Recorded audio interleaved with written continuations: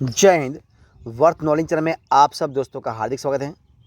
तो आज हम इस वीडियो में देखने वाले हैं 50 वेरी मोस्ट इंपॉर्टेंट यानी कि सामान्य ज्ञान के महत्वपूर्ण क्वेश्चन और उनके आंसर।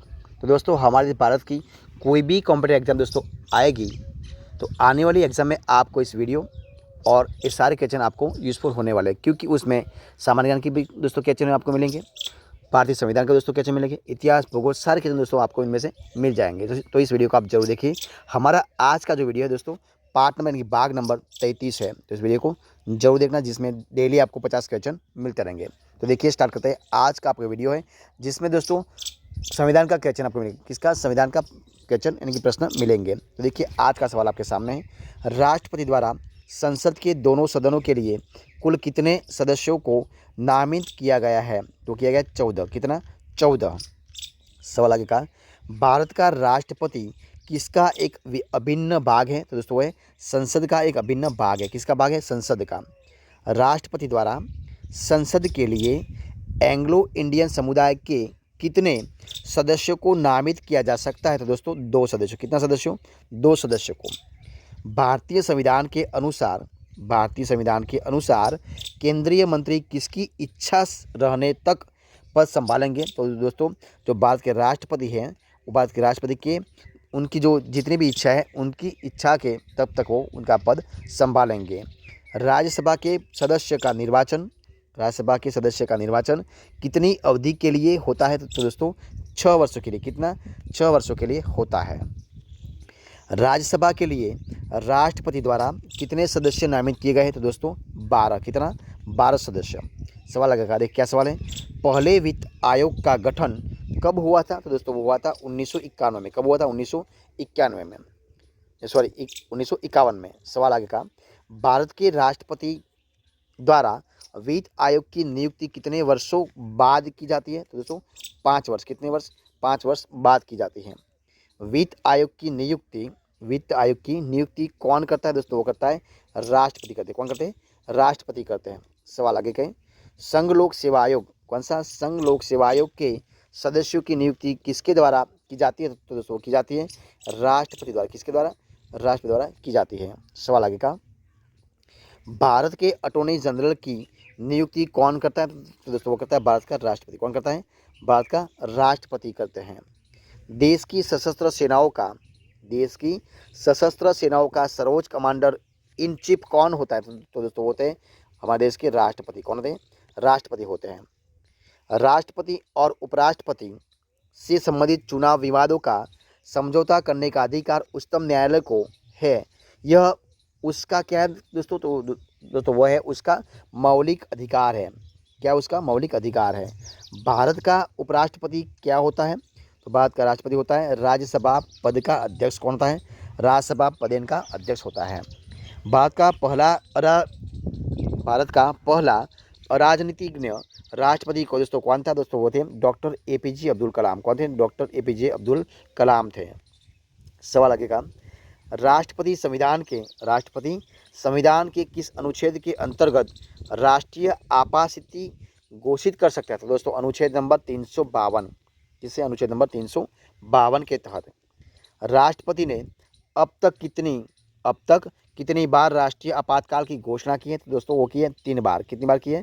3 बार की है।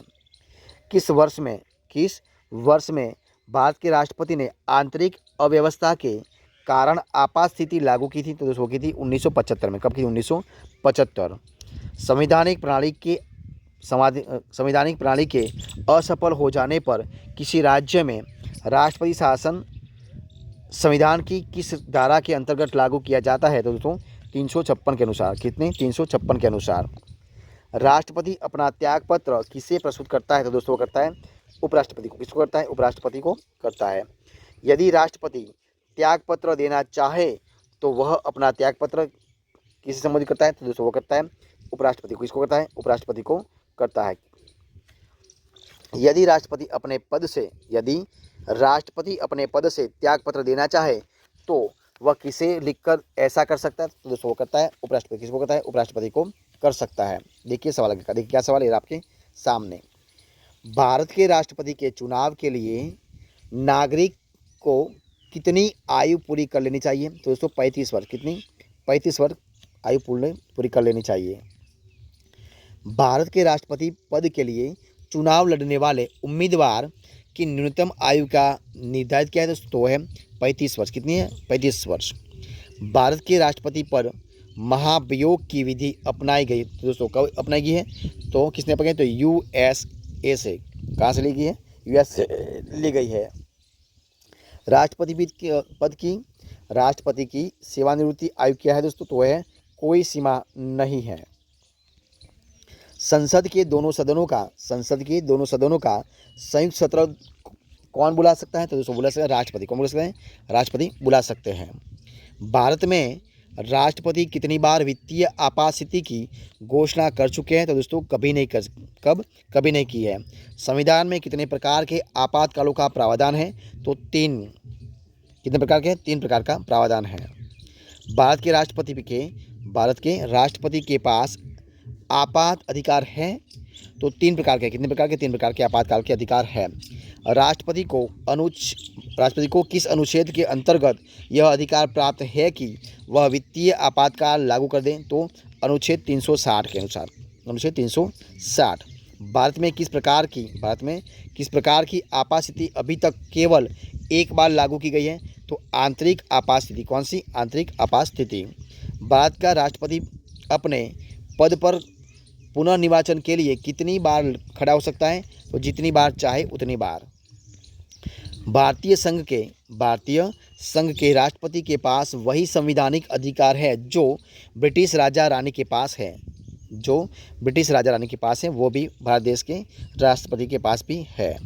केंद्र सरकार किसकी सिफारिशों के आधार पर भारत की समेकित निधि से राज्यों को सहायता अनुदान देती है? तो वित्त आयोग से। कहाँ से? वित्त आयोग से देती है। केंद्र और राज्य के बीच केंद्रीय संसाधनों के निर्णय पर परामर्श करने के लिए राष्ट्रपति द्वारा किस निकाय का गठन किया गया है? तो वित्त आयोग। किसका? वित्त आयोग। अगर आगे का सवाल, संसद के दोनों सदनों के बीच गतिरोध की स्थिति में संयुक्त अधिवेशन की अध्यक्षता कौन करता है? तो दोस्तों करता है लोकसभा के अध्यक्ष करते हैं। कौन करते हैं? लोकसभा के अध्यक्ष करते हैं। राष्ट्रपति का अध्यादेश कितनी अवधि के लिए लागू रहता है? तो वो रहता है 6 महीने के। कितने? 6 महीने के लिए रहता है।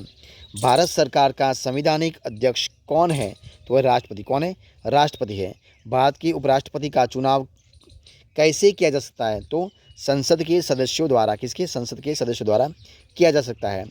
भारत के राष्ट्रपति पर महाभियोग किसके द्वारा चला जा सकता है? तो संसद द्वारा। किसके?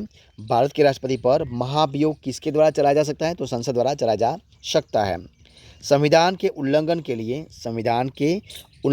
लिए राष्ट्रपति के विरुद्ध अभियोग कार्यवाही किसमें शुरू की जा सकती है? तो संसद के किसी भी सदन में की जा सकती है। संसद के किसी भी सदन में की जा सकती है।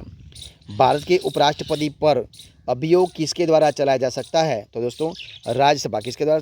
तो राज्यसभा के द्वारा चलाया जा सकता है। भारत में सरकार की संसदीय प्रणाली कहाँ से ग्रहण की गई है? तो ब्रिटिश संविधान में। कहाँ पर? ब्रिटिश संविधान में की गई है। अगला सवाल, सरकार के संसदीय रूप का विचार कहाँ से लिया गया है? तो वो लिया गया है ब्रिटेन के। कहाँ से? ब्रिटेन में से लिया गया है। भारतीय संसद के अपर हाउस को किस नाम से जाना जाता है? तो राज्यसभा। किसके? राज्यसभा से जाना जाता है। भारत में संसदीय ढांचे में 2 अस्थायी सदनों का नाम बताइए। तो दोस्तों है लोकसभा और विधानसभा। कौन है? लोकसभा और विधानसभा। आगे देखते हैं, राज्यसभा के सदस्य के लिए न्यूनतम आयु कितनी है दोस्तों? तो है 30 वर्ष। कितनी है? वो है 30 वर्ष। कितनी है? 30 वर्ष है।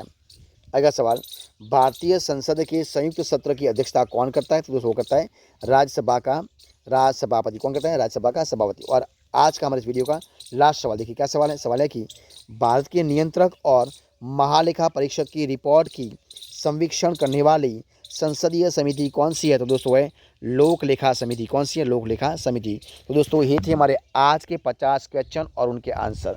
तो अगर आपको हमारा इस वीडियो अच्छा लगा हो, पसंद आया हो, यूज़फुल लगा हो, तो हमारे इस वीडियो को लाइक कीजिए, कमेंट कीजिए, आपके दोस्तों में शेयर कर दीजिए। और लास्ट में आपने अब तक इसी चैनल को यानी कि वर्थ नॉलेज चैनल को सब्सक्राइब नहीं किया है तो उनको सब्सक्राइब करना मत भूलिए। हमारे इस वीडियो को फर्स्ट से अंत तक देखने के लिए आप सब दोस्तों का मैं दिल से बहुत बहुत धन्यवाद करता हूँ। फिर मिलेंगे एक नए वीडियो के साथ, नए टॉपिक के साथ। तब तक बने रहे। जय हिंद, जय भारत।